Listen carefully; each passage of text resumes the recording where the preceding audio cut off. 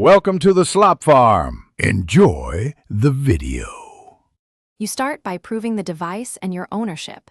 This matters because manufacturers protect user data.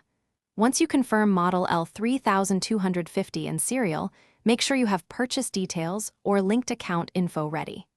Contacting the account tied to the device or the seller speeds verification, so gather receipts, emails, or ID. Do this now because it avoids risky shortcuts later. If you plan a restore, ensure the battery is charged above 50% or keep the device plugged in to prevent interruptions. Next, use the official recovery channels the maker provides. They exist to regain access without breaking security.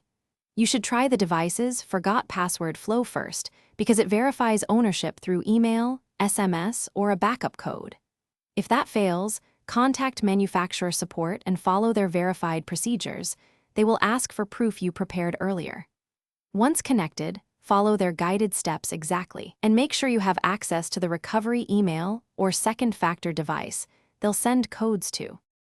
Finally, if account recovery isn't possible, consider an authorized factory reset only with verified ownership, because it erases data but restores device functionality.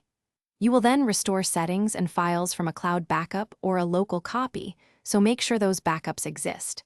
If anything goes wrong, escalate with the manufacturer's support line and present the documentation you collected.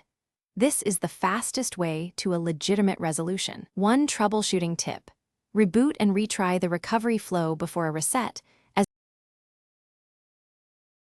Thanks for watching. Consider subscribing if we helped you today.